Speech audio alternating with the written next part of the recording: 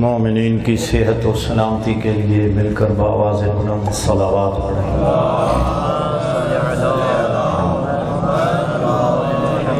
جہاں جہاں شیعان حیدر کرار آباد ہیں ان کی عزت و ناموس کی محافظت کے لیے مل کر بآواز بلند صلوات۔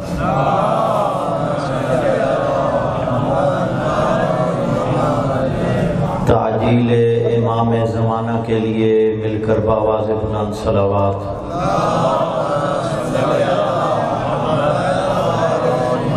جو مومنین و مومنات بیمار ہیں ان کی صحت و سلامتی کے لیے، صحت کاملہ کے لیے بآواز بلند صلوات پڑھیے۔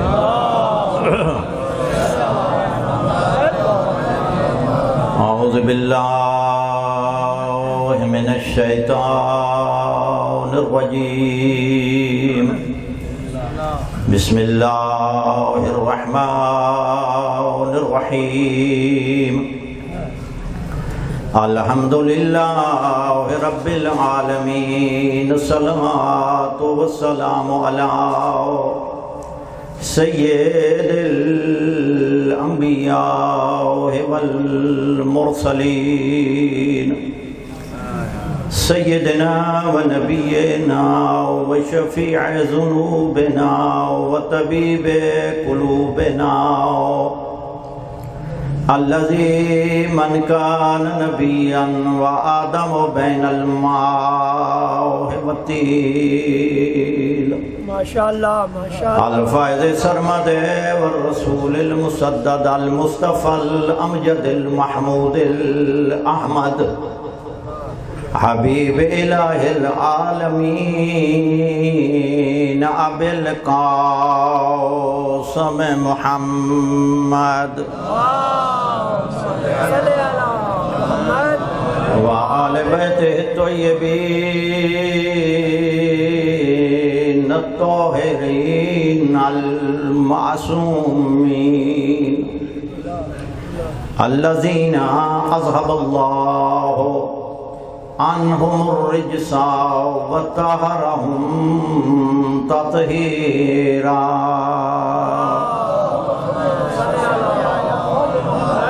اما بعد فقد قال اللہ تبارک وتعالی فی کتابہ المجید وفرقانہ الحمید وقولہ الحق، ماشاءاللہ، بسم اللہ الرحمن الرحیم، فبشر عباد الذین یستمعون القول فیتبعون احسنا، اولئک ھداھم اللہ واولئک اولو الالباب۔ بآواز بلند صلوات پڑھیے۔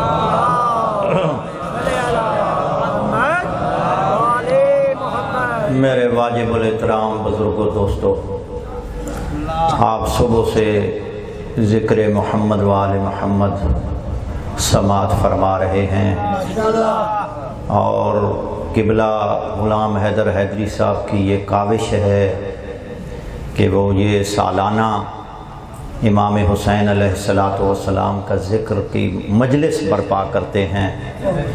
اللہ تعالیٰ ان کے درجات بلند فرمائے اور ان کے مرحومین کی بخشش فرمائے، اور جملہ مومنین و مومنات کے مرحومین کو جوار ائمہ اطہار علیہ السلام میں جمع فرمائے۔ آمین، بلند صلوات، صلی علی محمد و آل محمد۔ مکتب اہل بیت ہمارا مذہب بڑی مشکل سے ہم تک پہنچا ہے۔ ہم خوش قسمت لوگ ہیں کہ ہمیں ہماری سابقہ قوم نے اور بچوں نے اور خواتین نے جانوں کا نذرانہ دے کر پابند سلاسل پس دیوار رہ کر مشکلوں کا زمانہ گزارا، تاکہ محمد و آل محمد کا ذکر قیامت تک ہمیشہ زندہ و پائندہ رہے۔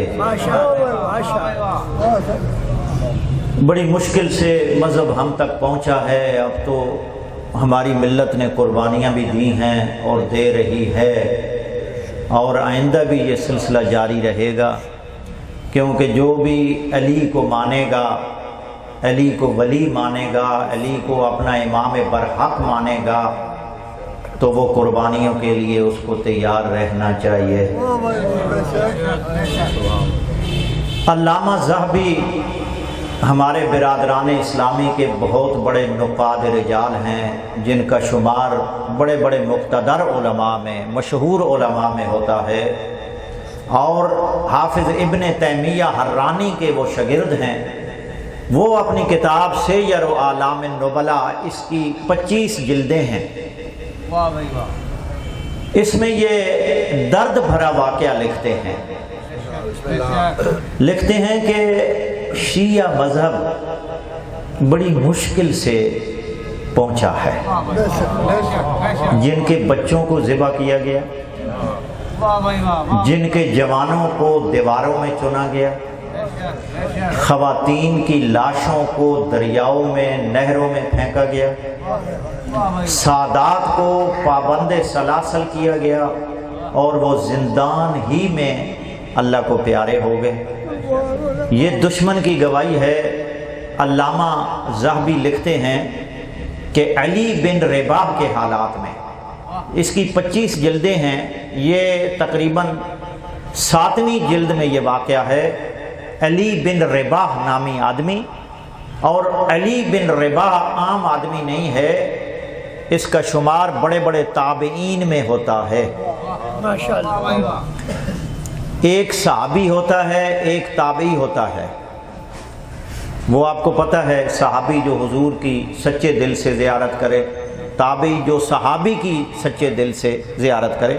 تو علی بن رباح کے حالات میں یہ لکھتے ہیں کہ رباح کا بیٹا پیدا ہوا جب علی پیدا ہوا، علی بن رباح، تو بنو امیہ کا دور تھا، اور اس دور میں جاسوس حکومت کی طرف سے مقرر تھے، عورتوں کی شکل میں، خادموں کی شکل میں، مردوں کی شکل میں، مختلف گھروں میں جا کر وہ ذرائع سے یہ تلاش کرتے تھے کہ اگر کسی کے گھر بچہ پیدا ہو اور اس نے نام علی رکھا ہو، یا کسی کے گھر بچی اللہ نے اسے عنایت فرمائی ہو اور اس نے بچی کا نام زینب، فاطمہ، ام کلثوم، رقیہ رکھا ہو یا سکینہ رکھا ہو، تو ان بچوں کو فوراً موت کے گھاٹ اتار دیا جائے۔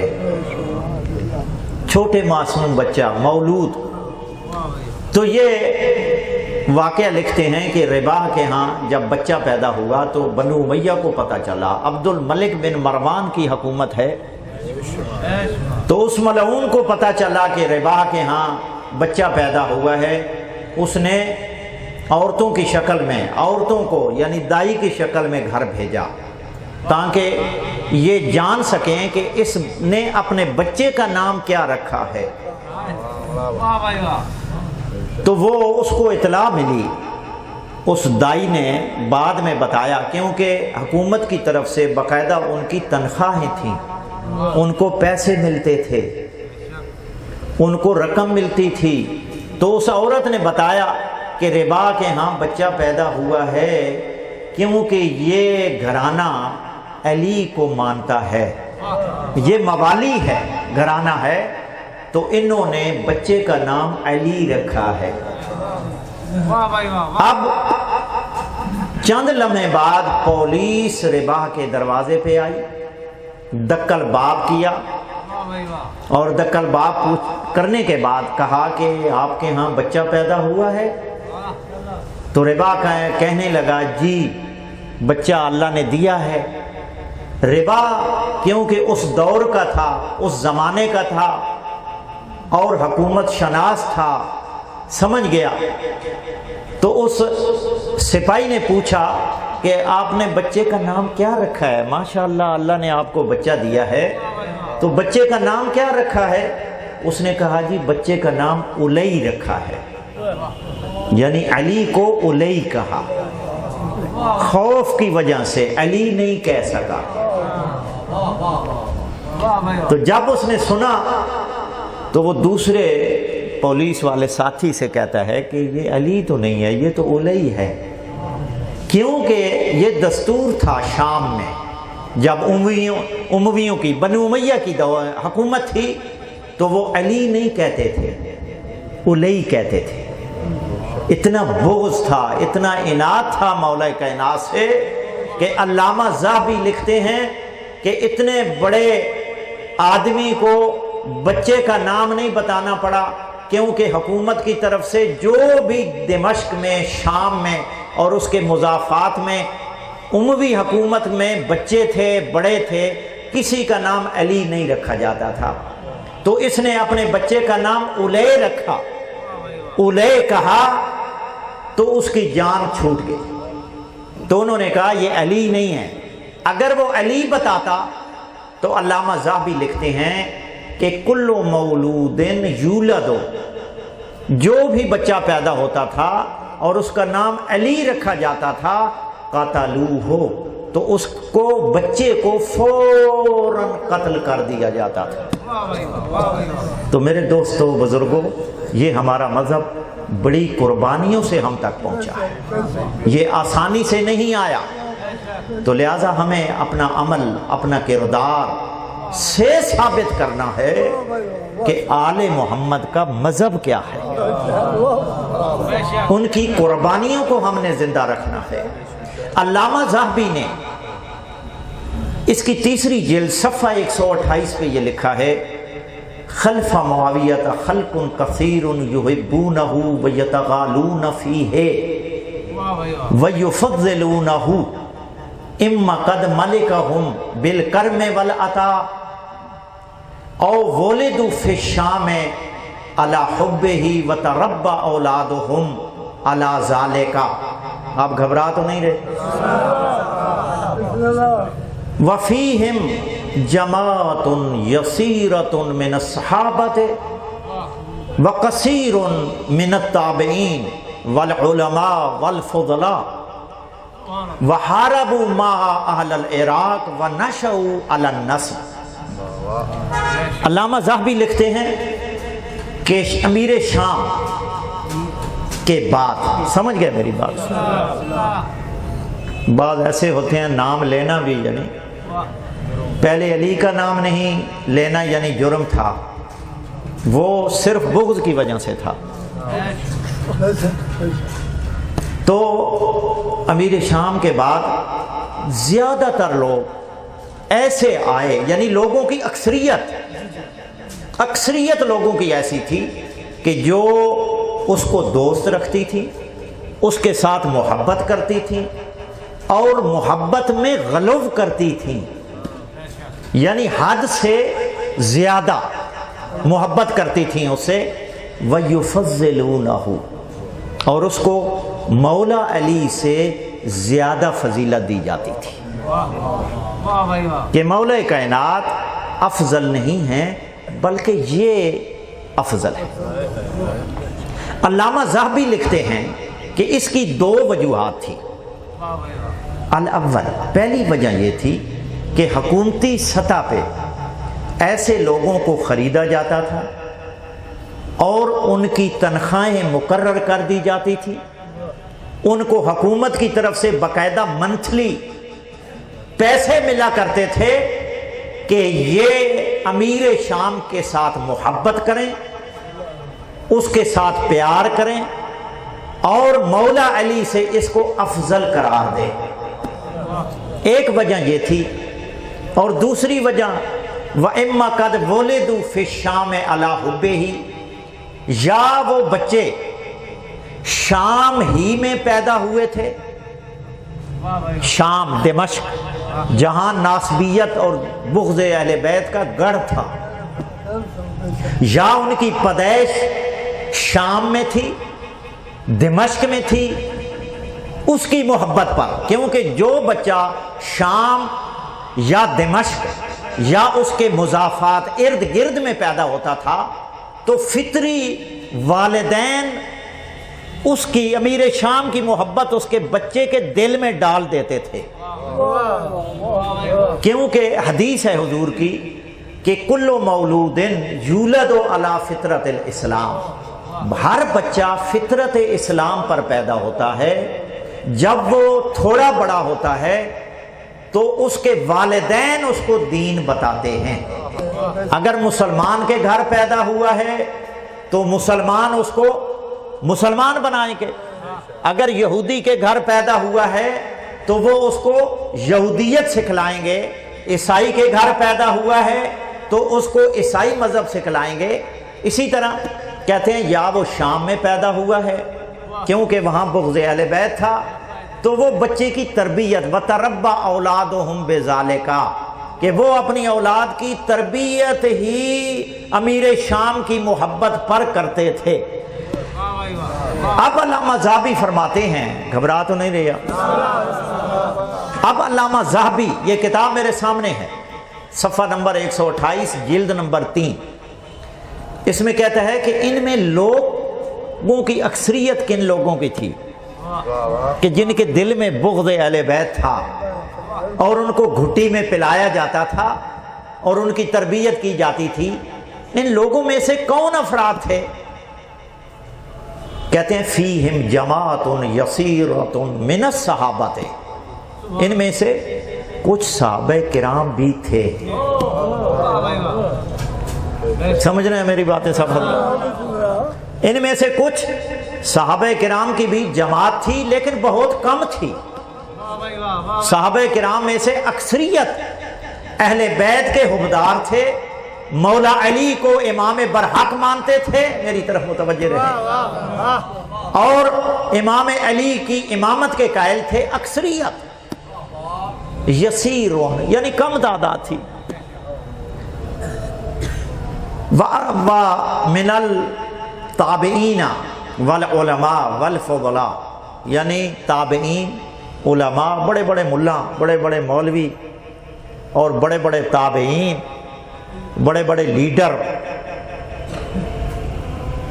وہ اکثریت میں تھے کہ جو حضرت علی کے ساتھ بغض رکھتے تھے, جن کے دل میں مولا علی کے ساتھ عداوت اور بغض تھا, اکثریت تھی. وَحَارَبُوا أَهْلَ الْعِرَاقِ اور ان لوگوں نے اس کے ساتھ امیر شام کے ساتھ مل کر مولا علی کے ساتھ جنگیں لڑی. کیوں لڑی؟ آخر میں لکھتے ہیں وَنَشَأُوا عَلَى النَّسْبِ اس لیے کیونکہ ان کی تربیت بغض علی پر ہوئی تھی, لہذا جہاں عداوت اور بغض علی کا خمیر اگٹھا ہو جائے تو وہ لا محالہ مولا علی کے مقابلے میں آ جاتا ہے. لیکن جس کے دل میں علی کی محبت ہوگی تو وہ قطعاً مولا علی کے بارے میں ایسی لب کشائی, گستاخی اور توہین نہیں کر سکتا. تو کہتے ہیں نشأوا علی النصب کیونکہ ان کی تربیت ہی ناسبیت پر ہوئی تھی. اس لیے کہتے ہیں نعوذ باللہ من الہوا, اللہ تعالی ہم تمام مسلمانوں کو بغض علی کی بیماری سے محفوظ رکھے.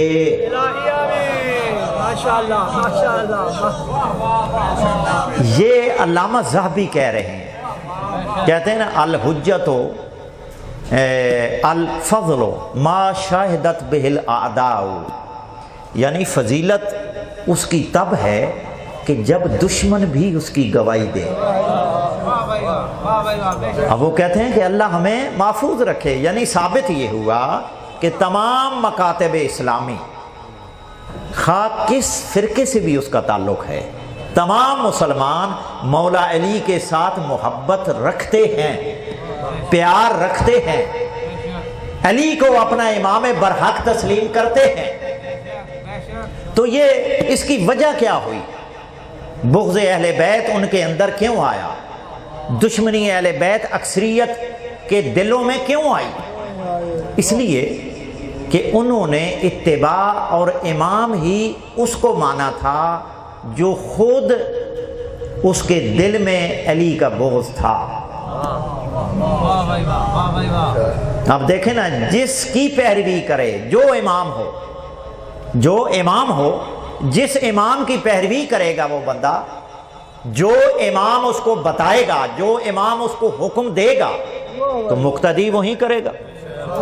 کیونکہ امام خود ناسبی تھا، امام کے دل میں خود اہل بیت کا بغض تھا، تو لہٰذا اس کے ماننے والی اکثریت نے اس کا اتباع کرتے ہوئے اہل بیت کے بغض اور عناد کی بیماری کو قبول کر لیا۔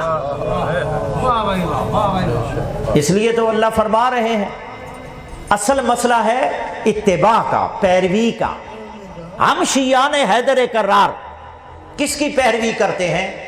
علی سے لے کر 12ویں لال ولایت امام مہدی تک پورے 12 اماموں کی پیروی بھی کرتے ہیں، اطاعت بھی کرتے ہیں اور اتباع بھی کرتے ہیں۔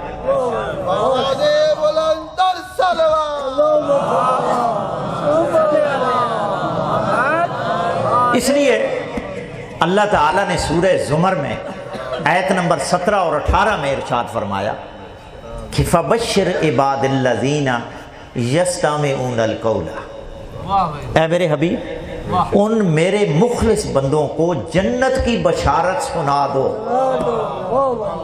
فَبَشِّرْ عِبَادِ الَّذِينَ، میرے ان مخلص بندوں کو جنت کی بشارت سنا دو۔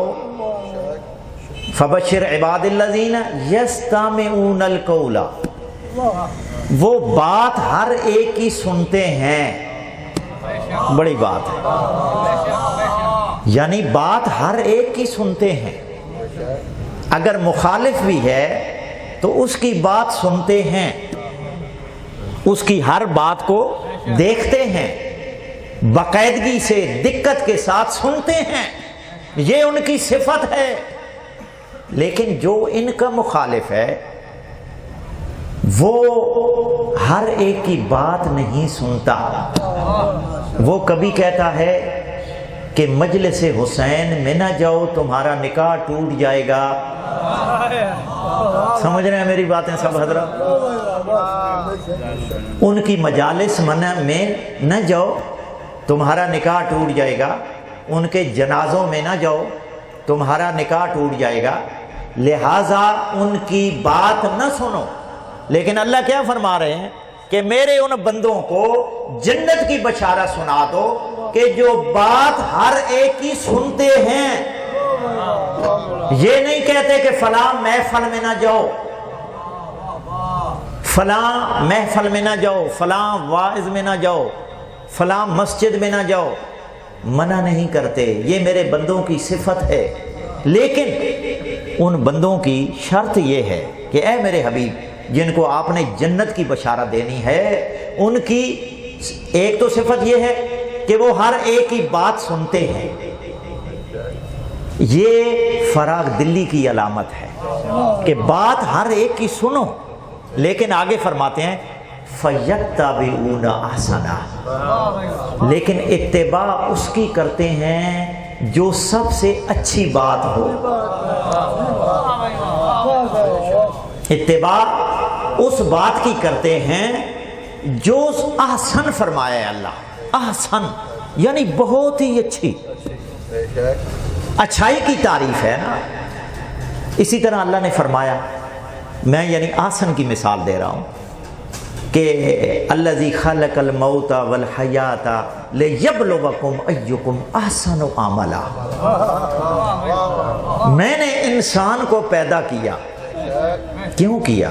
یہ اب دیکھیں آپ، یعنی مجلس میں بیٹھے ہیں، یہ سپیکر لگا ہے، یہ مووی بن رہی ہے، یہ سپیکر کی غرض و غایت کیا ہے، مقصد کیا ہے؟ یہ عبث نہیں بنا، عبث نہیں بنا، بلکہ اپنی آواز پہنچانے کے لیے ایک ذریعہ ہے، ایک وسیلہ ہے، یعنی اس کا بھی مصرف ہے۔ ٹیبل رکھا احترام کے لیے تاکہ منبر حسین کی شبیہ بن جائے، منبر رسول کی شبیہ بن جائے، لہذا ہر ایک کی کوئی غرض و غایت ہوتی ہے۔ اب تمام انسانوں سے اشرف المخلوقات کون ہے؟ بولیں ذرا۔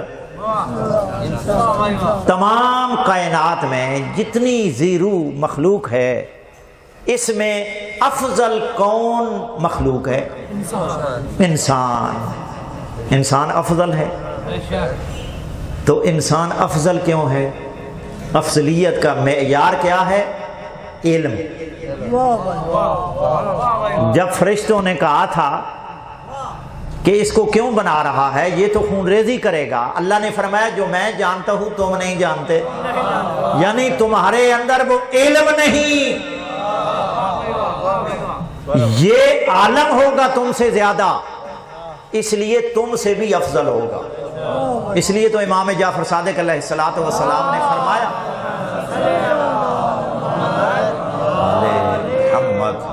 آپ کے چھٹے امام نے فرمایا کہ ان الملائکۃ خدامنا و خدام محبینا، فرشتے ہمارے بھی خادم ہیں، ہمارے شیعوں کے بھی خادم ہیں۔ اب علامہ فخر الدین رازی جن کی تفسیر کبیر ہے اہل علم جانتے ہیں، اور اس کا اردو میں ترجمہ بھی ہو چکا ہے، عربی میں ہے، اس میں وہ یہ لکھتے ہیں کہ انسان کیوں افضل ہے فرشتوں سے، جبکہ فرشتے معصوم ہیں، نوری مخلوق ہے، اور فرشتوں میں کوئی گناہ کا مادہ ہی نہیں ہے، یعنی اللہ نے ان کے اندر کوئی معصیت کا، کوئی گناہ کا کوئی حصہ نہیں ڈالا کہ وہ کوئی بھی گناہ کر سکیں، وہ معصوم ہیں، نوری ہیں، لیکن پھر بھی انسان افضل ہے۔ علامہ فخر الدین رازی لکھتے ہیں کہ انسان اس لیے افضل ہے کہ وہ فرشتوں سے علم کے لحاظ سے افضل ہے، لہذا معلوم ہوا کہ افضلیت کا معیار علم ہے۔ اگر کوئی کسی کالج کا پرنسپل یا اس کا سرپرست بنے گا تو وہ علم کے اعتبار سے بنے گا، اگر کوئی صدر بنے گا علم کے اعتبار سے، اگر کوئی کالج کا پرنسپل بنے گا تو علم کے اعتبار سے بنے گا نا، تو لہذا ثابت ہوا کہ انسان افضل ہے۔ اس لیے تو ہم کہتے ہیں کہ رسول کے بعد تمام کائنات پہ نظر دوڑا لو، جو حضور کے بعد سب سے افضل ہے، اور تمام مسلمان مل کر اس کو ہم اپنا امام بھی مان لیں اور خلیفہ بلا فصل بھی مان لیں۔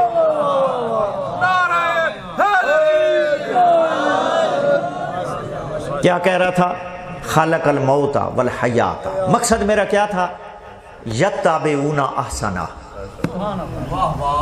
اور وہ جو جن کو جنت کی بشارت دی جا رہی ہے ان کا عقل اتنا تیز ہے، عقل، اس لیے اللہ نے آخر میں بھی سند بھی دے دی ان کو، ہم اولو الالباب، صاحبان عقل یہی لوگ ہیں۔ ثابت ہوا کہ باقی سب بے وقوف ہیں، عقل والے یہی لوگ ہیں، یتبعون احسنہ، کہ جو اچھی بات کی اتباع کرتے ہیں، کثرت کا نام نہیں لیا، اچھی بات، سب سے زیادہ اچھی بات اس کو لیں گے یہ۔ تو اللہ نے کیا فرمایا؟ خلق الموت والحیات، میں نے انسان کو زندگی دی، زندگی دینے کے بعد موت دی، کیوں دی؟ غرض و غایت کیا ہے؟ سپیکر کی غرض و غایت ہے جو میں نے عرض کی ہے، ہر چیز کی غرض و غایت ہے۔ خلقناکم، یعنی ہم نے تمہیں عبث پیدا نہیں کیا، اللہ بھی فرماتے ہیں، تو اتنی بڑی مخلوق کہ جو فرشتوں جیسی نوری انسان سے بھی افضل اور تمام کائنات سے افضل انسان، اس کو اللہ نے ایسے فضول پیدا کر کے اور دنیا میں بھیج دیا کہ اس کی کوئی باغ ڈور کسی کے ہاتھ میں نہیں، اور وہ آزاد ہے، جو چاہے کرے، جو چاہے کرے۔ یہ تو خاصیت جانور کی ہے کہ ہمیشہ جانور کو باندھا جاتا ہے کہ کہیں باہر نہ نکل جائے، کہیں کسی کے فصل کا نقصان نہ کرے، فصل سمجھتے ہیں نا، کسی کا نقصان نہ کرے، کیوں؟ وہ غیر ذوی العقول ہے، اس میں عقل نہیں۔ یہاں اللہ انسان ان لوگوں کو کہہ رہا ہے کہ ہیں یہی صاحبان عقل، لہذا انسان اور جانور میں فرق ہے، جانور حرام اور حلال کا فرق نہیں کرتا، اس کو ماں اور بہن کی تمیز نہیں، لیکن انسان کو حلال اور حرام کی بھی تمیز ہے، بد اور اچھائی کی بھی تمیز ہے۔ انسان سمجھتا ہے کہ یہ گناہ ہے، مثلا نماز نہ پڑھنا، 700 مقامات پہ نماز کا ذکر ہے. 700 آیات یعنی 700 آیات قرآن مجید میں نماز کا ذکر ہے 700 مقام پر. اور حضور کو بھی حکم فرمایا کہ اے میرے حبیب وَأْمُرْ أَهْلَكَ بِالصَّلَاةِ، اے میرے حبیب، اے میرے رسول، سید الانبیاء، سید الرسل، جس کے یہ میلاد کے دن آنے والے ہیں، اس کو فرمایا کہ اپنے گھر والوں کو بھی نماز کا حکم دو. تو نماز اچھائی ہے، جو نماز پڑھے گا وہ اچھائی ہے. اور کیا ہے؟ فَيَتَّبِعُونَ أَحْسَنَهُ، یہ حسن نہیں ہے، نماز پڑھنا احسن ہے، احسن ہے. تو لہٰذا جو عقل مند ہے وہ نماز کی پابندی کرے گا. اگر جو حضرات ہو جاتا ہے انسان سے کوتاہی ہو جاتی ہے، حسین کو مانتا ہے، حسین کا پیروکار ہے، عزادار ہے، محرم میں مظلوم کربلا کا ماتم برپا کرتا ہے، اور جب وہ نماز کا وقت آئے تو وہ نماز نہ پڑھے، یعنی ثابت ہوا کہ اس نے ایک بہت سے اچھے کام کو چھوڑ دیا. لیکن اللہ کیا فرما رہے ہیں؟ یتبعون احسنا، وہ سب سے اچھے کی اتباع کرتا ہے. معلوم ہوا کہ جس نے نماز جیسی عبادت کو چھوڑ دیا اس نے اللہ کے حکم کی ایک نافرمانی کی اور ایک بہت سارے اچھے کام کی اتباع نہیں کی. اب اس کے مقابل میں نماز نہ پڑھنا، یہ ضمناً میں باتیں آ رہی ہیں. ضمناً نماز نہ پڑھنا کیا ہے؟ برا.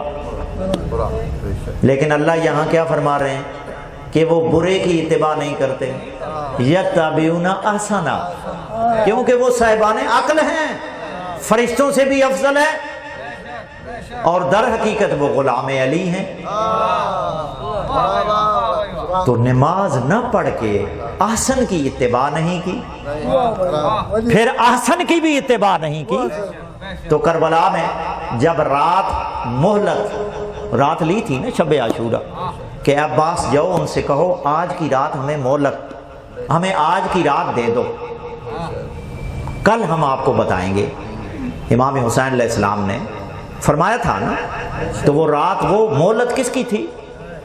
اسی کی تھی. تو عباس نے پوچھا کہ مولا وہ مہلت تو دے دی انہوں نے، لیکن یہ مہلت کس لیے لی ہے؟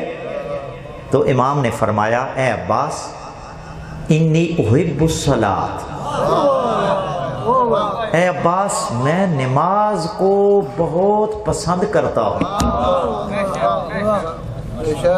میں چاہتا ہوں کہ آج ہم دل کھول کر اللہ کی عبادت کریں. یہ کربلا کا مقصد ہے، اہداف ہیں. اور جہاں وصیت محمد حنفیہ کو لکھی تھی امام نے، وہاں بھی یہی لفظ فرمائے تھے، امر بالمعروف و انہی عن المنکر. تو میں نماز کو دوست رکھتا ہوں کثرت استغفار اور کثرت دعا. کیوں؟ یہ احسن ہے. اور مومن کیا ہے؟ مومن احسن کی اتباع کرتا ہے. تو یہاں اللہ نے کیا فرمایا کہ انسان کو میں نے موت اور زندگی دی. کیوں دی؟ غرض و غایت کیا ہے؟ یہ اس لیے لِیَبْلُوَکُمْ أَيُّکُمْ أَحْسَنُ عَمَلًا، میں نے انسان کو دنیا میں بھیج کر آزاد کر دیا. آزاد یہ نہیں کیا کہ مثلا نماز کا وقت آتا ہے یا اچھائی کا وقت آتا ہے، یا ایک کہتا ہے کہ یار فلاں کے گھر آج میں رات کو ڈاکہ لگا لوں، بڑا سامان پڑا ہے. اب اللہ تو نہیں کہتا اس کو، وہ خود با اختیار ہے. اس لیے تو ہم کہتے ہیں وَالْقَدْرِهِ وَشَرِّهِ مِنَ اللَّهِ تعالی، ہر شر اور ہر برائی اللہ کی طرف سے آتی ہے. یہ کہنے والے اور لوگ ہیں. علی والے کہتے ہیں کہ جو شر بھی اللہ سے آئے ہم اس اللہ کو نہیں مانتے. جو اللہ خود برائی کا بھی حکم دے اور پھر قیامت کے دن اس کو جہنم میں بھی ڈالے من قدر ہی و شر ہی من اللہ تعالی، یہ ہمارا نظریہ نہیں ہے۔ لہذا انسان فعل مختار ہے۔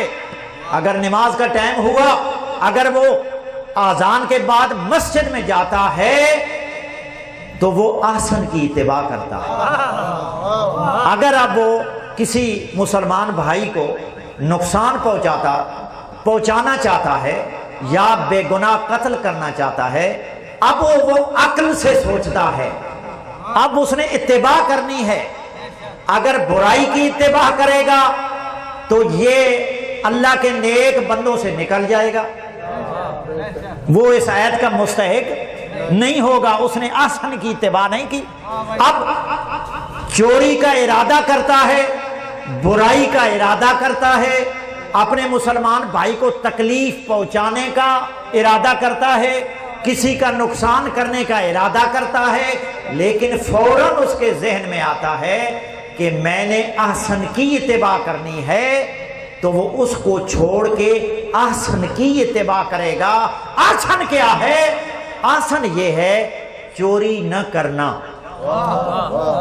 احسن یہ ہے کہ گناہ نہ کرنا، احسن یہ ہے کہ بدکاری نہ کرنا، برائی نہ کرنا، یہ احسن ہے۔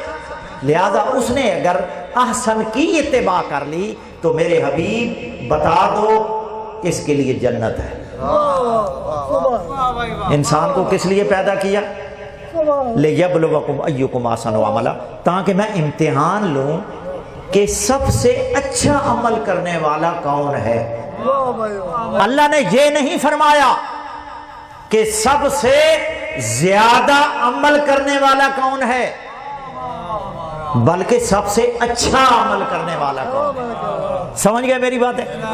فَيَتَّبِعُونَ أَحْسَنَهُ، ان کی دوسری صفت یہ ہے کہ وہ اتباع کرتے ہیں احسن کی۔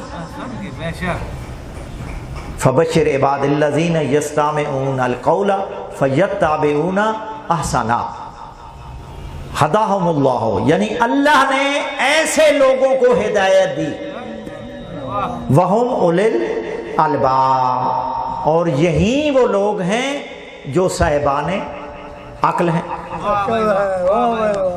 صاحبان عقل ہیں۔ اب اتباع احسن کی کرنی ہے تو احسن کی اتباع میں سے ایک معرفت امام ہے۔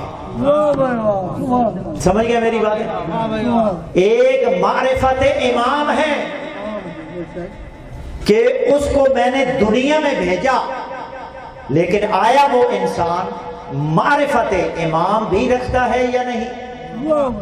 آیا وہ اس امام کی اتباع کرتا ہے کہ جو میں نے بنایا ہے، یا اس کی اتباع کرتا ہے کہ جس کو لوگوں نے بنایا ہے؟ فَيَتَّبِعُونَ، اتباع کرنی ہے، اور احسن اقدام امام کا انتخاب بھی ہے۔ ماشاءاللہ، اس لیے رسول نے فرمایا کہ من مات ولم یعرف امام زمانے ہی مات میتتن جاہلیہ۔ اگر کوئی انسان مر گیا، سمجھ رہے ہیں میری باتیں؟ اگر کوئی انسان مر گیا لیکن اس نے امام کی معرفت حاصل نہیں کی، مات میتتن جاہلیہ، تو وہ کفر کی موت مرا ہے، کفر کی موت مرا ہے۔ اب آسان اقدام کیا ہے؟ کفر کی موت سے بچنا، جاہلیت کی موت سے بچنا۔ اب جس نے امام حق کی، امام برحق کی اتباع نہ کی تو اس نے اپنی کفر کی موت کو قبول کیا۔ سمجھ رہے میری بات؟ سمجھ رہا؟ لہذا امام برحق کون ہے؟ حضور کے بعد امام برحق وہ ہوتا ہے کہ جس کو رسول اپنے بعد سب لوگوں کا مولا کہہ دے۔ جو حضور کے بعد مولا ہوتا ہے اور حضور خود کہیں کہ من کنت مولا، سمجھ رہے سب حضرات، کہ جس کا میں مولا اس کا وہ مولا، اور وہ امام برحق وہ ہے کہ جو حضور کے بعد مولا بن سکے، حضور کے بعد۔ ماشاءاللہ جی ماشاءاللہ، تو رابی صاحب تشریف لا رہے ہیں، ماشاءاللہ بڑا لطف فرمایا انہوں نے، اور بابا دے بلند صلوات پڑھیے۔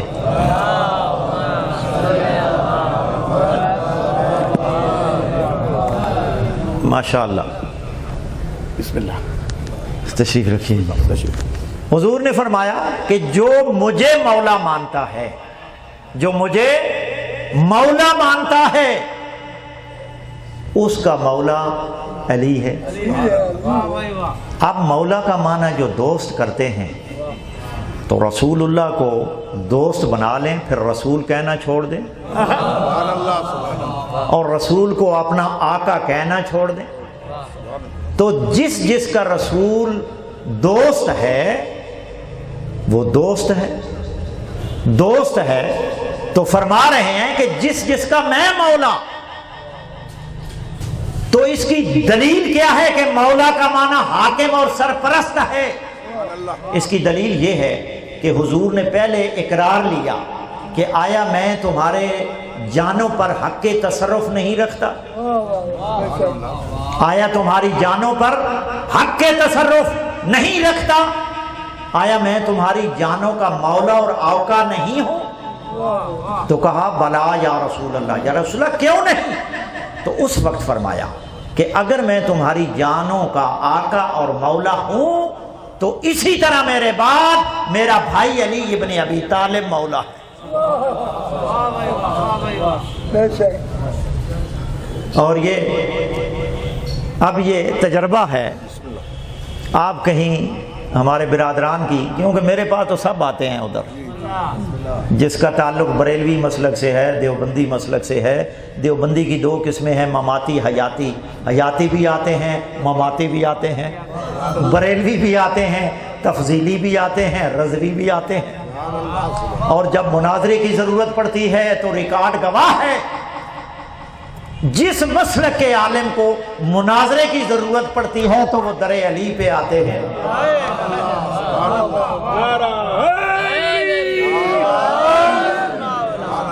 اب کسی مسجد میں آپ چلے جائیں اور وہاں جماعت ہو رہی ہو، کسی مسلک کا بھی ہو، یعنی مسجد ہو، آپ کہیں علی مولا، فوراً کہیں گے یہ کون آ گیا، کوئی ملنگ؟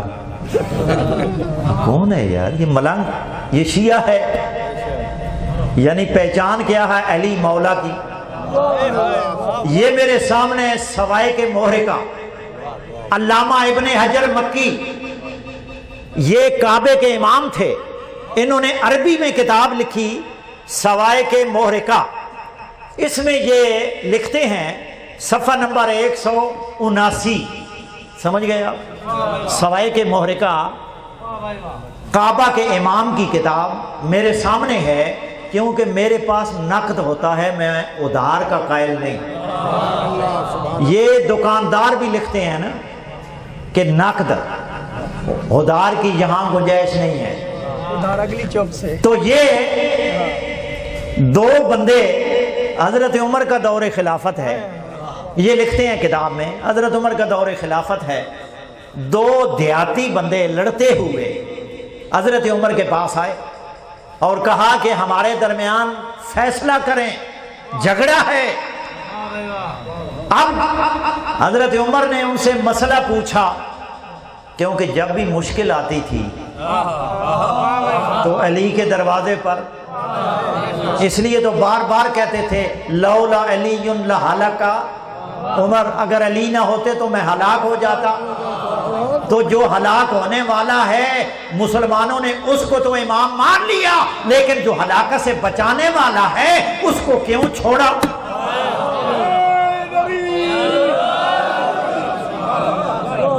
اب آگئے، جب مسئلہ پوچھا، مسئلہ ذرا مشکل تھا، کہا جاؤ علی ابن ابی طالب کے دروازے پہ یہ مسئلہ علی حل کرے گا. علی کے علاوہ رسول اللہ کے بعد کوئی ایسا بندہ مانے جنا نہیں جو اس مسئلے کو حل کر سکے.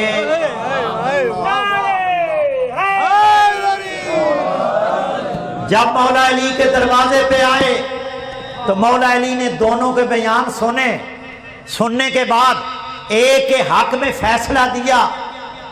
ظاہر ہے جب ایک کے حق میں عدالتیں فیصلہ کرتی ہیں تو دوسرا ناراض ہوتا ہے، اگرچہ باطل پر ہی کیوں نہ ہو.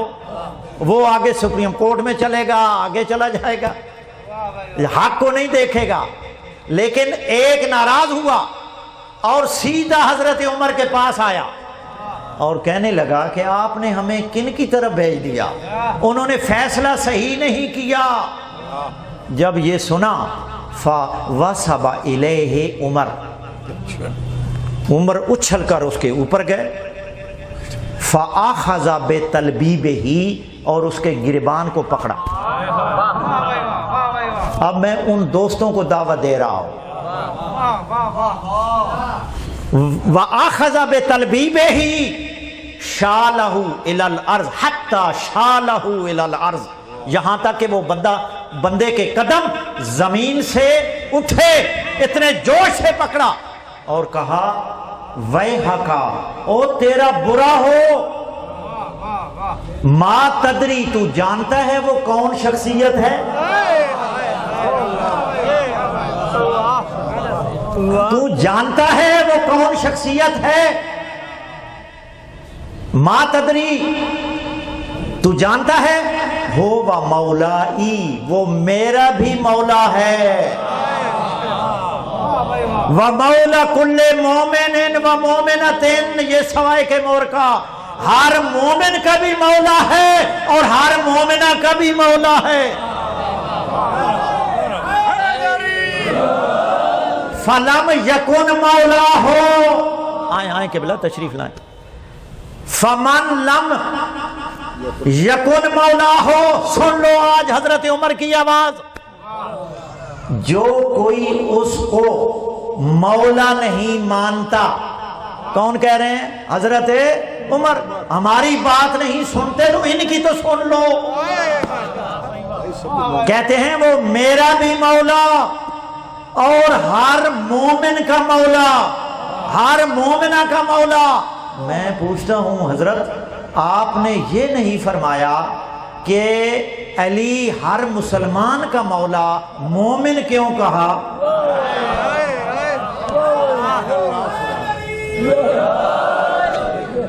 مومن کیوں کہا ہے؟ حضرت عمر کہتے ہیں کہ اللہ نے قرآن میں فرمایا، پہلے یعنی ایت فرماتے ہیں اے میرے حبیب قالت الاعراب قولوا آمنا. اے میرے حبیب یہ دیہاتی لوگ آتے ہیں، کیونکہ وہ بھی دیہاتی تھے، دیہات کے رہنے والے تھے، کہتے ہیں آمنا ہم ایمان لے آئے، ہم مومن. میرے حبیب ان سے کہہ دو قولو کہو اسلمنا ہم مومن نہیں، مومن کا اوپر درجہ ہے، کہو ہم مسلمان ہیں، ہم مسلمان ہیں. اس لیے حضرت عمر کہتے ہیں میں نے مسلمان نہیں کہا، علی کو جو مولا مانے وہ ہوتا ہی مومن ہے.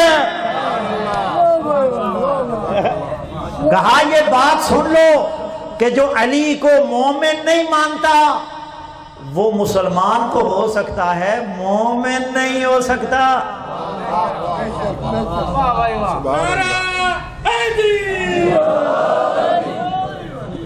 لہذا ہم سب کے مولا ہیں علی. کتابیں چھلک رہی ہیں، یہ تو ایک کتاب ہے، اگر 70 کتاب سے ثابت نہ کر دوں، 70 کتابیں ہمارے بھائیوں کی احادیث کی مستند. حضرت عمر فرماتے ہیں کہ جو علی کو مولا نہیں مانتا اور کہتا ہے کہ مسجد میں یہ آواز دینے والا کون ہے، تو ہم تو خوش ہیں کہ ہمیں کہو کہ یہ ملنگ ہے، یہ علی کا ماننے والا ہے اور علی مولا کہہ رہا ہے. تو حضرت عمر کے قول کو ہم نے مانا ہے یا تم نے مانا ہے؟ تو وہ مومن نہیں ہو سکتا جو علی کو اپنا مولا نہ مانے، تو لہذا اس لیے فرمایا کہ یا علی لا یحبک الا مومن، علی سوائے مومن کے تیرے ساتھ کوئی محبت رکھ ہی نہیں سکتا، ولا یبغضک الا منافق، اور جو بغض رکھے گا نہ وہ مسلمان ہے نہ وہ مومن ہے، وہ پکا منافق۔ یہ حدیث صحیح مسلم کی حدیث ہے، اور صحیح مسلم کے کتاب الایمان میں امام مسلم نے ایک حدیث لکھی کہ حب علی ایمان و بغضہ نفاق۔ شاہ ولی اللہ نے حجت اللہ البالغہ میں رکھا کہ علی کی محبت ایمان کی نشانی ہے اور علی سے بغض منافقت کی علامت ہے۔ تو میرے دوستو، ہم نے امام مانا ہی علی کو ہے، اور پھر علی کے بعد ہم نے ان کی اولاد کو مانا، ان کے 11 بیٹوں کو امام مانا ہے، اور وہ وارثان پیغمبر ہیں۔ ٹائم ہے ابھی یا میرے بعد کوئی پڑھنے والا ہے؟ جی پڑھے وہ کیا ہے 12 امام وارثان انبیاء؟ ہم ایسے نہیں کہتے کہ وارثان انبیاء، وارث نبی ہوتا ہی وہ ہے کہ نبیوں کے بعد وہ وہی کام کر کے دکھائے جو نبی دکھاتے آئے۔ یہ میرے سامنے شواہد النبوہ، ملا جامی، ملا عبد الرحمن جامی کی کتاب ہے، جن کی شرح جامی آپ نہیں سمجھتے، علماء سمجھتے ہیں۔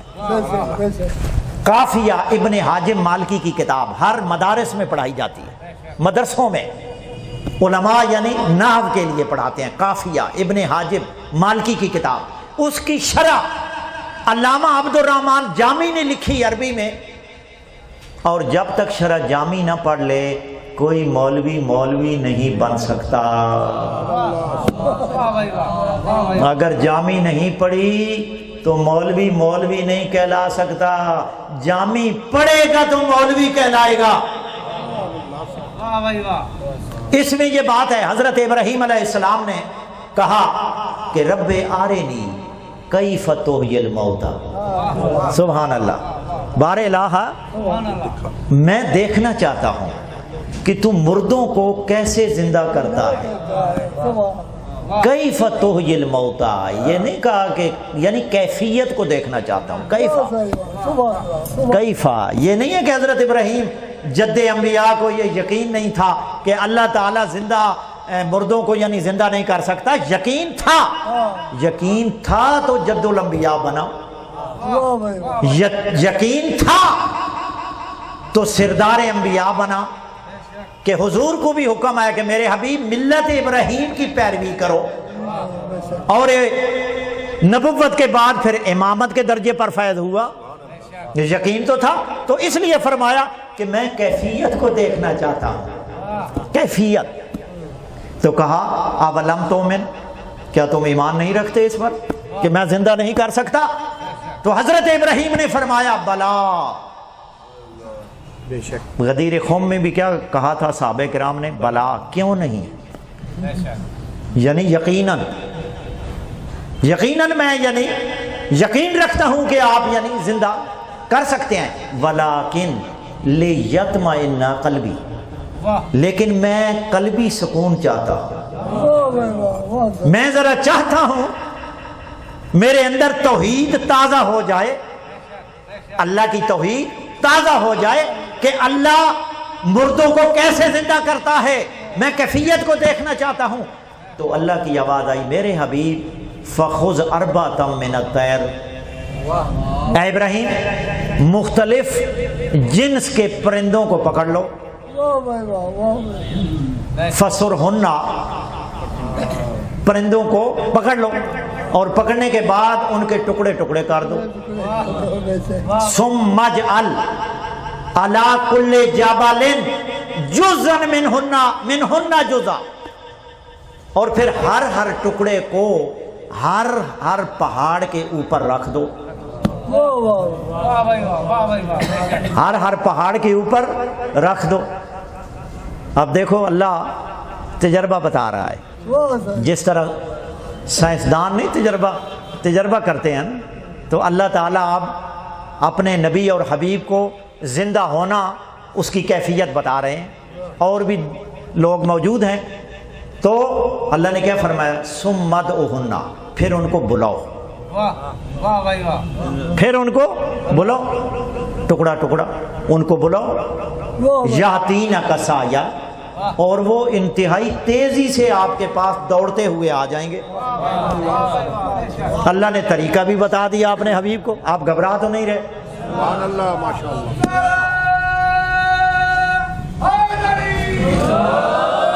بڑی بات کرنی ہے آپ کے سامنے، ملا جامی کی بات آپ کے سامنے پیش کرنی ہے.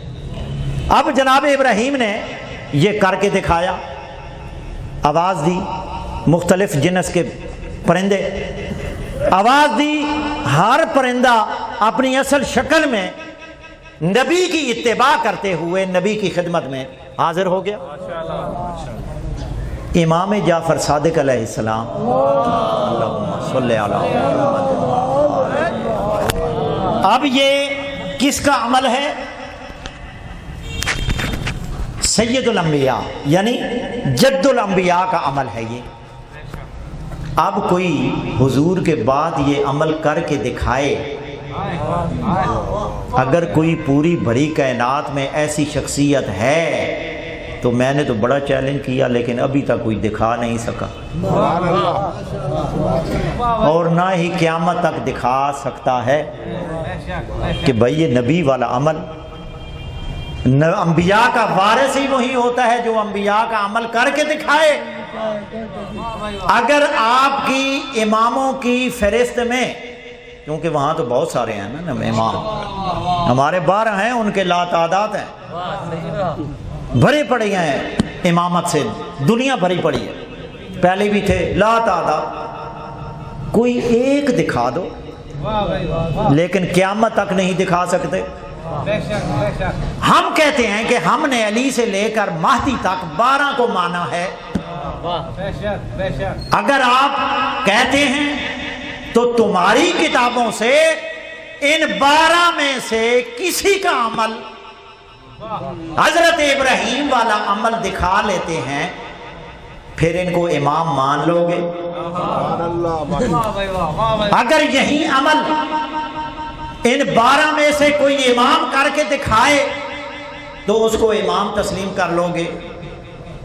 آؤ ہمارے ساتھ مل کر وحدت کرتے ہیں، اور وہ امام ہم دکھاتے ہیں کہ وہ امام کون ہے کہ جس نے اسی طرح پرندوں کو ذبح کیا، مختلف پرندوں کو، اور ذبح کرنے کے بعد ہر ایک کو بلایا، اور بلانے کے بعد وہ اصل شکل میں امام کی اتباع کرتے ہوئے امام کی خدمت میں حاضر ہو گئے.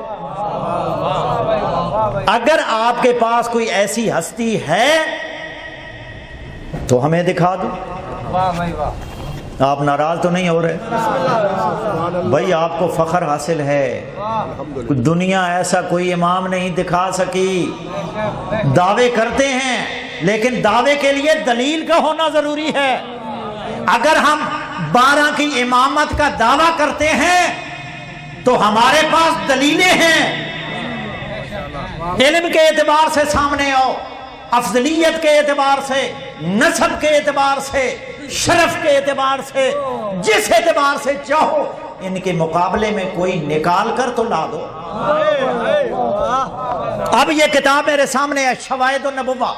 یہ اصل فارسی میں ہے، پرشین میں ہے، لیکن اس کا ترجمہ ملا حضرت العلامہ علامہ نور الدین عبد الرحمن جامی ہے، اور اس کا ترجمہ کرنے والے بشیر حسین ناظم ایم ہے، اور مقدمہ علامہ پیرزادہ اقبال احمد فاروقی ایم ہے. یہ اردو میں بھی انہوں نے ترجمہ کر دیا ہے عوام کی سہولت کے لیے. میرے پاس تو یہ 1860 کا نسخہ موجود ہے، 1860 عیسوی کا نسخہ پرانے اصل فارسی کا موجود ہے، لیکن آپ کی سہولت کے لیے یہ میں حوالہ لایا. اس کا صفحہ نمبر 334 ہے. یہ لکھتے ہیں ملا جامی کہ راوی کہتا ہے کہ ایک دن میں بہت سے آدمیوں کے ساتھ حضرت امام جعفر صادق رضی اللہ تعالی عنہ کی خدمت میں حاضر تھا.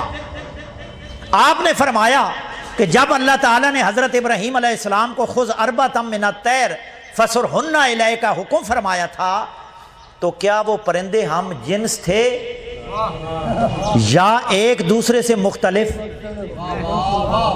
یہ سوال کر رہا ہے امام سے کہ مولا یہ فرمائیے کہ جد الانبیاء نے جب پرندوں کو بلایا تھا وہ ایک جنس کے تھے یا مختلف جنس کے؟ تو امام نے فرمایا اگر تم چاہو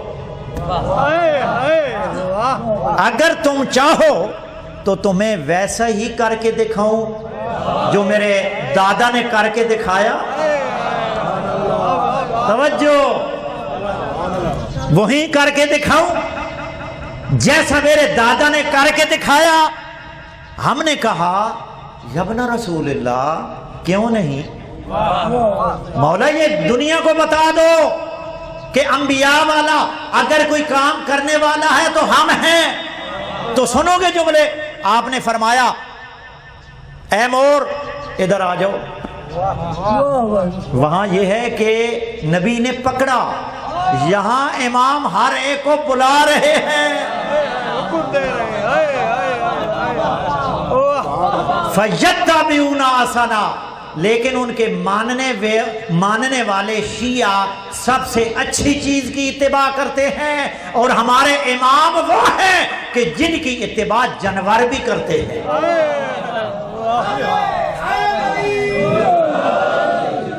آپ نے فرمایا اے مور ادھر آؤ، ادھر آ جاؤ. اسی وقت ایک مور حاضر ہو گیا. پھر کہا اے کوے ادھر آؤ. بھائی یہ کتاب میں دیکھ کر اس لیے پڑھ رہا ہوں کہ ریکارڈ ہو رہا ہے، کیونکہ ہم خیانت نہیں کرتے،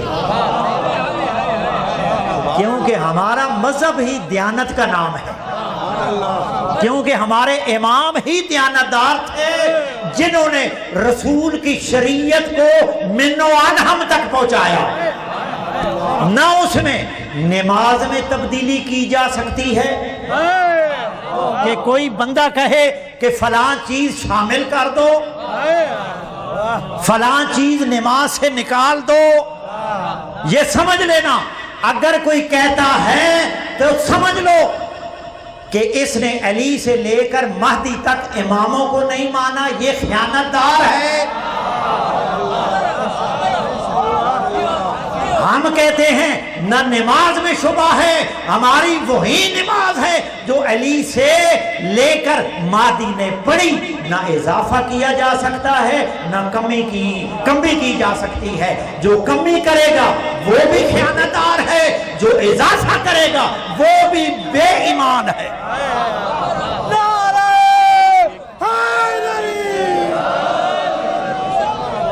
گزارش ہے اگر اس پر یہ فرمائیے پسند فرمائیں یہ ہاتھ باندھ کر کب، وہ بھی میں کہتا ہوں وہ بھی ہماری نماز جب آئی ہی دیانت کے ہاتھوں سے ہے تو وہ میں بتاتا ہوں.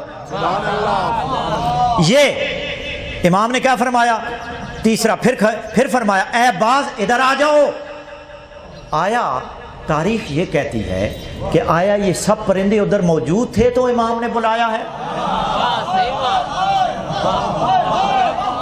بھائی کائنات امام کے تابع ہے، اولی الامر، یہی تو ہم کہتے ہیں آتی اللہ و آتی الرسول و اولی الامر منکم. تم کہتے ہو حکمران ہیں، اولی الامر تو وہ ہے جس کے حکم کے مطابق ہر چیز جھک جائے. اس کے اوپر یعنی واقعہ لکھا ہوا ہے، اسی کے اوپر ملا جامی نے لکھا. شخص کہتا ہے کہ میں امام کے ساتھ حج پہ جا رہا تھا تو ہمیں جنگل میں بھوک لگ گئی، امام ساتھ تھے، کھجوروں کے درخت تھے خشک، بالکل خشک، کوئی پھل نہیں تھا. تو امام نے فرمایا اے کھجور ہمیں پھل دے دے. کھجور چلتی ہوئی امام کی خدمت میں آئی، کہتے ہیں ہم نے پیٹ بھر کر کھجوریں کھائیں. یہ یہ ملا جامی کی کتاب میں، اسی کتاب میں یہ موجود ہے، اگر کسی کو شک ہے ابھی دیکھ لے، ابھی نہیں تو مجلس کے بعد دیکھ لے۔ تو ہم کہتے ہیں اولے الامر یہ ہوتے ہیں، یہ نہیں ہوتے کہ کسی کو بلائیں وہ جو نزدیک ہے وہ بھی بھاگ جائے۔ اولے الامر ہوتا ہی وہ ہے۔ اس لیے تو حضرت عائشہ ام المومنین فرماتی تھی کہ اگر حضرت علی خیبر فتح نہ کرتے تو ہم کھجوریں نہ کھا سکتے۔ یہ علی کا احسان ہے ہم پر کہ علی نے خیبر کو فتح کیا تو ہم نے پیٹ بھر کر کھجوریں کھائیں۔ یہ بخاری، یہ عام بات نہیں ہے، بخاری لکھتے ہیں، امام بخاری نے لفظ لکھے۔ اچھا جی آگے، اے باز ادھر آؤ۔ آیا یہ پرندے سب موجود تھے؟ تاریخ کہتی ہے نہیں، موجود نہیں تھے، جہاں کہیں تھے، بس امام کی آواز ان تک پہنچی، جہاں کہیں تھے، جب امام کی آواز پہنچی فوراً امام کی خدمت میں آ گئے، وہاں موجود نہیں تھے۔ پھر فرمایا اے کبوتر ادھر آؤ، اے کبوتر ادھر آ جاؤ۔ فوراً ایک کبوتر آ گئے۔ کتنے ہو گئے بھائی؟ نسلیں کتنی ہو گئی؟ مور، مور، کوا، باز، کبوتر، چار، حق چار یار۔ سمجھ گئے ہیں؟ ہمارے چکوال میں مولانا قاضی مظہر حسین صاحب ہیں، ان کا نعرہ ہی حق چار یار ہے۔ تو میں نے کہا اچھی بات ہے، ہم تو مانتے ہیں۔ مشکات شریف میں ہے، سنن ابن ماجہ میں ہے، ان اللہ یحبنی، ان اللہ یحب اربعۃ، اللہ تعالیٰ مجھے یعنی حکم دیتا ہے کہ ان چار سے محبت رکھو۔ یا رسول اللہ سمہم لنا، یا رسول اللہ بڑا شور ہے، وہ چار یار ہیں کون؟ باتیں بہت ہیں جو آپ کی خدمت میں کرتے ہیں، یہ ایسے آگے۔ تو حضور نے فرمایا اولہم سلیمان، ہاں اولہم علی یقول ذالک ثلاثا، 3 مرتبہ فرمایا اے لوگو پہلا علی ہے، پہلا علی ہے، پہلا علی ہے۔ یا رسول اللہ 3 دفعہ کیوں کہہ رہے ہیں؟ حضور فرماتے ہیں مجھے بعد کے فتنوں کا خوف ہے، کہیں اس کو چوتھا نہ بنا دے، میں کہتا ہوں پہلا ہے۔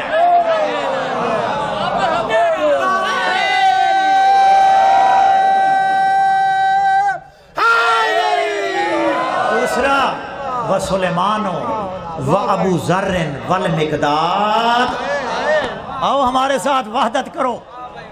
ان اللہ امرنی بحب اربعۃ، اللہ مجھے حکم دیتا ہے کہ ان کے ساتھ محبت کرو، ان 4 کے ساتھ۔ تو ہم تمہیں کہتے ہیں او ان سے محبت کریں جن کا اللہ حکم دیتا ہے۔ کتابیں تمہاری ہیں، یہ ایک الگ باس ہے، سمندر الگ باس ہے۔ اچھا جی 4 پرندے آ گئے، یہ ملا جامی کے الفاظ ہیں، 4 آ گئے تو آپ نے فرمایا ان کو ذبح کر کے ٹکڑے ٹکڑے کر دو۔ سن رہے ہو؟ ان کو ذبح کر کے ٹکڑے ٹکڑے کر دو۔ آگے گوشت دوسرے میں ملا دو، یہ نہ کہیں کہیں جادو کر رہے ہیں۔ بھائی حضور کو بھی کہا گیا کہ یہ جادوگر ہیں، کہا لوگوں نے۔ امام نے فرمایا ان کو ذبح کر کے ان کے گوشت کو مکس کر دو، ملا دو۔ اس کے بعد آپ نے مور کے سر کو پکڑ کر کہا اے مور، گوشت مکس ہے، اور آگے فرمایا ملا دو لیکن ہر ایک کے سر کو بحفاظت رکھو۔ بھائی مور کو پکڑا امام نے، یہ فرمایا۔ اس کے بعد آپ نے مور کے سر کو پکڑ کر کہا اے مور، ہم نے دیکھا اس کی ہڈیاں، پر اور گوشت اس کے سر کے ساتھ مل گئے۔ یہ ہے اولے الامر، یہ اولے الامر ہے۔ اس کے بعد ساتھ مل گئے اور وہ ایک صحیح و سالم مور بن گیا۔ اسی طرح دوسرے 3 پرندوں سے معاملہ کیا اور وہ بھی زندہ ہو گئے۔ یہ ہے اولے الامر۔ کہ جس کے سامنے، جس کے امر کے سامنے ہر چیز، نباتات، پتھر، جانور، درخت، ہر اس کے یعنی حکم کے تابع ہو، وہ ہمارے امام ہیں، وہ دیانتدار امام ہیں، تو ان کی نماز میں شک کرتا ہے اور اضافے کرتا ہے نمازوں میں، اور ان کی نماز محمد الرسول اللہ کی نماز ہے۔ حضرت امام جعفر صادق علیہ السلام نے من لا یعذرہ الفقی، کوئی پڑھنے والا ہے؟ پڑھنے والا ہے، ہاں پھر ختم کرتا ہوں۔ من لا یعذر الفقی، اور فروع کافی میں حضرت امام جعفر صادق علیہ السلام نے نماز پڑھی، ارسل یدیہ، اپنے ہاتھوں کو لٹکا دیا، پورا تشہد پڑھا، نماز پڑھی۔ نماز پڑھنے کے بعد اپنے صحابی سے کہا یا حماد ہاں قضا صلی، اے حماد اسی طرح نماز پڑھنا، اسی طرح نماز پڑھنا، یہ ہماری کتابوں میں موجود ہے۔ اور حضور نے کیا فرمایا؟ اصلی کما رأیتمونی اصلی، تم اسی طرح نماز پڑھو جس طرح مجھے پڑھتے ہوئے دیکھا ہے۔ اب اتنے جلیل القدر صحابہ کرام جنہوں نے پیچھے بھی نمازیں پڑھی، ان کو نہیں پتہ چلا ہاتھ یہاں باندھنے ہیں یا یہاں باندھنے ہیں یا کھولنے ہیں؟ وہ فرق صرف یہ ہے کہ انہوں نے اصل اماموں کو چھوڑ دیا، دوسروں کو پکڑ لیا۔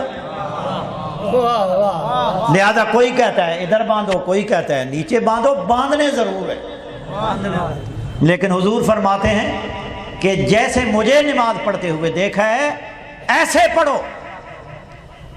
اور نماز تو وہی بتائے گا نا جو گھر والا ہے۔ آپ دیکھو نا، ادرا اہل البیت بما فی البیت، گھر والا جانتا ہے کہ میرے گھر میں کیا ہے۔ در کا بندہ جانتا ہے، در کا نہیں جانتا، گھر کا جانتا ہے۔ تم نے در والوں کو امام بنا لیا، گھر والوں کو چھوڑ دیا، گھر والوں کو چھوڑا ہے۔ لہذا گھر والے جانتے ہیں کہ نماز رسول اللہ کیسے پڑھتے تھے، تو کیا ہے؟ ارسل یدیہ، تو امام نے نماز ہاتھ کھول کر پڑھی اور کہا اے حماد اسی طرح نماز پڑھنا۔ اب دلیل چاہیے، یہ تو ہے ہماری کتابوں میں، اب ہمارے بھائیوں کی کتابوں میں کیا ہے؟ یہ میں نے، میرا ایک وہ ریکارڈ بھی ہے، نیٹ پہ ہے، ایک تو یہ حوالہ سناتا ہوں میں کیونکہ ٹائم نہیں ہے، میرے پیچھے حضرت مولانا پڑھنے والے ہیں تو میں اسی پہ ختم کر رہا ہوں۔ یہ صلاۃ مسعودی کتاب ہے فارسی میں، ترابی صاحب کے پاس ہوگی، ہے نا؟ صلاۃ مسعودی فارسی میں، اس میں انہوں نے لکھا کہ ابتداء اسلام میں نماز کیسے پڑھی جاتی تھی، تو انہوں نے ذکر کیا کہ حضرت ابوبکر ہاتھ ادھر باندھتے تھے تو کہتے تھے کہ بار الہ میرے دل کو یعنی یہ ایمان سے بھر دے،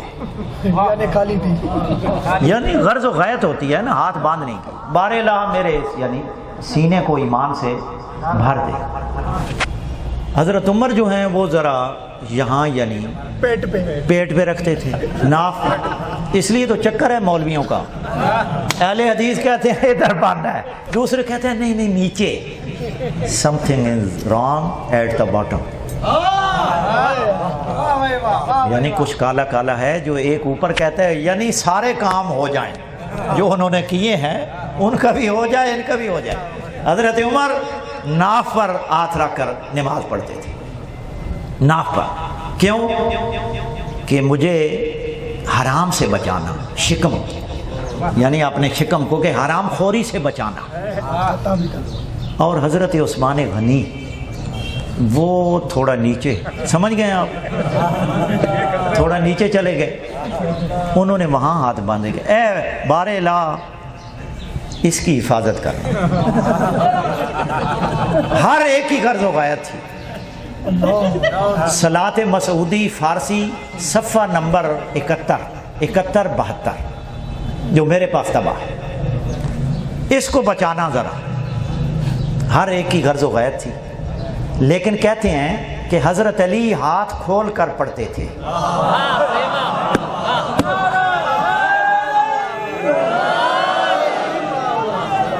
علی دستہارا آزاد کر، علی ہاتھ کھول کر پڑھتے تھے۔ مولا کیوں؟ کہتے ہیں مجھے یہاں ہاتھ باندھنے کی ضرورت نہیں، میں کل ایمان ہوں۔ پیٹ پہ ہاتھ باندھنے کی ضرورت نہیں، میں امام کل ہوں۔ کیوں؟ احتیاج الکل الیہ و استغناہ عن الکل دلیل علی انہ امام الکل۔ پوری کائنات کو علی کی طرف محتاج ہونا، تمام کائنات کا علی کی طرف محتاج ہونا اور علی کا ان کو مستغنی کر دینا، یہ بیان دلیل ہے کہ حضور کے بعد اگر کوئی امام حق ہے تو وہ علی ابن ابی طالب۔ فرماتے ہیں مجھے پیٹ پر رکھنے کی ضرورت نہیں، نہ علی کے پاس حرام آ سکتا ہے، نہ علی حرام کے پاس جا سکتا ہے۔ کیوں؟ علی مع الحق والحق مع علی۔ جہاں علی ہے وہاں حق ہے، جہاں حق ہے وہاں علی ہے، اور جہاں حق ہو وہاں حرام نہیں جا سکتا۔ علی مع القرآن والقرآن مع علی۔ علی قرآن کے ساتھ ہے، قرآن علی کے ساتھ ہے۔ لا یفترقان حتی یرد علی الحوض۔ اتنے یعنی پیار ہے ان کا، قیامت تک جدا نہیں ہوں گے۔ جہاں قرآن ہو وہاں حرام نہیں آ سکتا۔ تو نیچے کہتے ہیں مجھے نیچے بھی باندھنے کی ضرورت نہیں، کیونکہ میں معصوم ہوں۔ معصوم کہتے ہی اسے ہیں جو برا کام نہ کرے۔ ہمارے امام علی ہاتھ کھول کر پڑھتے تھے، تو لہذا ہم کھول کر پڑھیں۔ تو ہم اس لیے کہتے ہیں کہ ہم ہاتھ کھول کر اس لیے پڑھتے ہیں کہ ہم منافق نہیں، ہم مومن ہیں۔ منافق کے دل میں کچھ ہوتا ہے، مومن کے دل میں کچھ نہیں ہوتا، لہذا ہم کھول کر پڑھتے ہیں۔ اور دوسرا یہ ہے کہ حضرت عبداللہ ابن زبیر ہاتھ کھول کر نماز پڑھتے تھے۔ یہ آپ یعنی نوٹ کر لیں، ریکارڈ میں باتیں ہو رہی ہیں میری، آپ ان کو یاد رکھیں۔ یونیورسٹیوں میں، کالجز میں اس طرح کے سوال ہوتے ہیں، حساس چیز نماز ہے۔ پہلے تو خیر وضو ہے، وضو کا مسئلہ الگ ہے، وہ بھی ایک دلیل رکھتا ہے۔ نماز، حضرت عبداللہ ابن زبیر صحابی رسول رضی اللہ تعالیٰ عنہ ہاتھ کھول کر نماز پڑھتے تھے۔ ارخ یدہ فی الصلاۃ، نماز ہاتھ کھول کر پڑھتے تھے۔ یہ صحیح السند حدیث طبقات المحدثین بے اصفہان میں موجود ہے۔ اب عبداللہ بن زبیر کا کیوں نام لیا ہم نے؟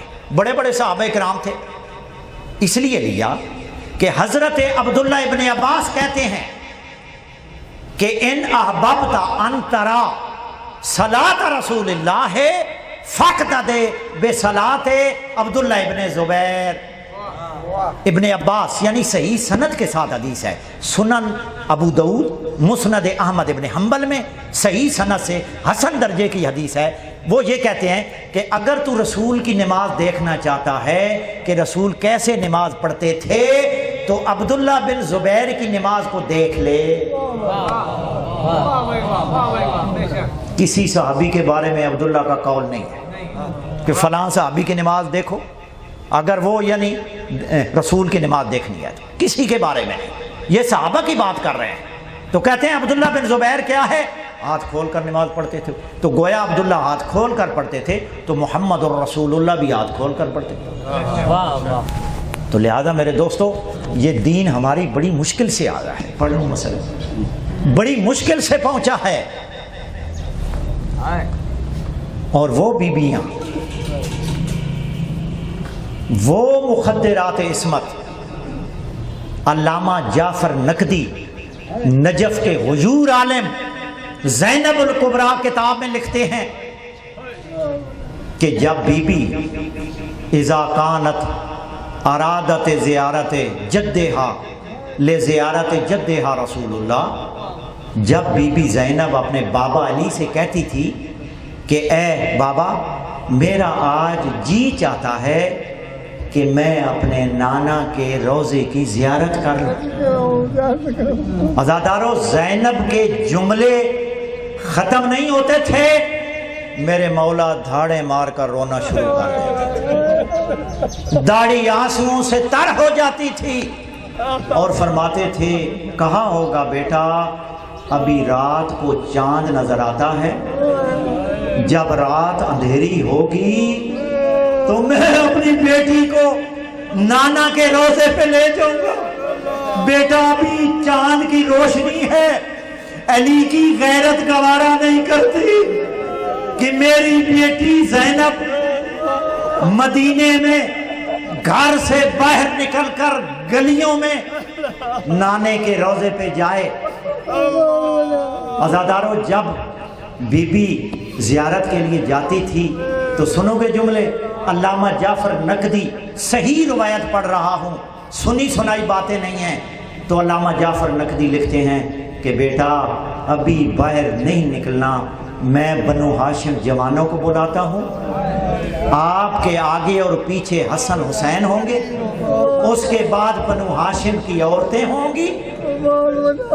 عزادارو جب یہ سب خواتین ہاشمی اور ہاشمی جوان علی کے دروازے پر کھڑے ہو جاتے تھے تو اس وقت میرے مولا روتے ہوئے کہتے تھے بیٹا الیہ الیہ، میرے بیٹا آ جاؤ، آج آپ علی کے دروازے سے باہر قدم رکھ رہی ہو۔ عزادارو ساتھ حسن ہوتے تھے، حسین ہوتے تھے اور ہاشمی آگے اور پیچھے عورتیں ہوتی تھیں۔ یہ قافلہ چلتے ہوئے جب روضہ رسول کے قریب پہنچتا تھا تو علامہ کے جملے ہیں تو مولا علی فاحمد ذو القنادیل، علی دوڑتے ہوئے رسول کے مزار پر جلتے ہوئے چراغوں کو بجھا دیتے تھے۔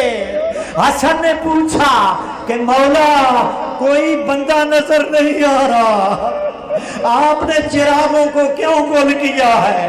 علی رو کر فرماتے تھے یا بنیا، اے میرا بیٹا حسن، علی کی غیرت گوارا نہیں کرتی کہ کسی مدینے والے کی نظر میری بیٹی کے قد پر پڑے، میری زینب کے قد پر پڑے۔